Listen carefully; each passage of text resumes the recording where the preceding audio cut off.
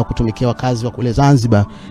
Ameshawahi kuhudumu huku kama mbunge, lakini pia kama waziri, mathalani akiwa waziri wa ulinzi na jeshi la kujenga taifa kwa muda mrefu. Naye kupitia mtandao wa kijamii ameandika mwanzo kunukuu: kwa masikitiko makubwa nimepokea taarifa ya kifo cha Mheshimiwa William Vangimembe Lukuvi, mbunge, alikuwa waziri wa nchi, ofisi ya waziri mkuu, sera, bunge, uratibu na wenye ulemavu, na mbunge wa jimbo la Isimani.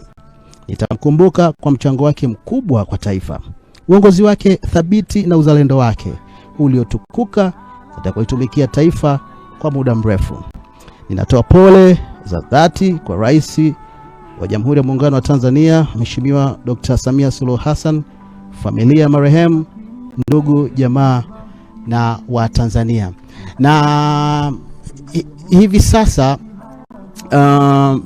sasa tunavyozungumza, mtazamaji, viongozi mbalimbali wameshawasili. Sasa hivi anasubiriwa atakayeongoza shughuli hii, huyo hapo Waziri Mkuu Dr. Mwigulu Nchemba akiwa na timu yake hiyo. Usalama hapa umeimarishwa kweli, lakini kabla ya kuwasili kwake alikuwepo, ameshafika spika wa bunge ambaye ndio kama mwenyeji wetu hapa katika viunga hivi. Naam, waziri mkuu huyo hapo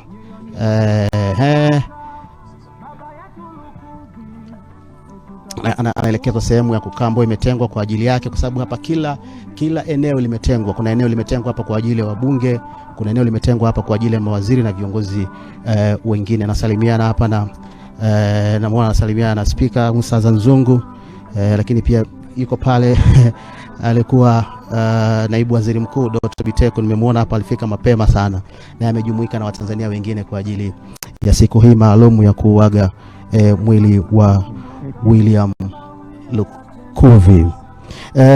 Wasifu wake unaonyesha amezaliwa mwaka 1955 na kufariki hiyo Machi 25 hapa jijini Dodoma. Umri unaonekana ni miaka 70. Naam, twende meza kuu kule tusikie ambacho kinaendelea. Karibu mtazamaji. Mwigulu Lameck Nchemba, Waziri Mkuu wa Jamhuri ya Muungano wa Tanzania. Mheshimiwa Musa Azan Zungu, Spika wa Bunge. Mke wa marehemu William Lukuvi, watoto pamoja na familia yote. Mheshimiwa Judge George Masaju, Jaji Mkuu wa Tanzania. Mheshimiwa Dr. Philip Isdori Mpango, Makamu wa Rais mstaafu. Mzee Samuel John Malechela, Waziri Mkuu na Makamu wa kwanza wa Rais mstaafu. Comrade John Mongela, Naibu Katibu Mkuu Chama cha Mapinduzi Tanzania Bara. Mheshimiwa Mwanaasha Hamisi Juma, Naibu Spika wa Baraza wa Wawakilishi Zanzibar kwa niaba ya Spika wa Baraza. Mheshimiwa Daniel Silo, Naibu Spika wa Bunge.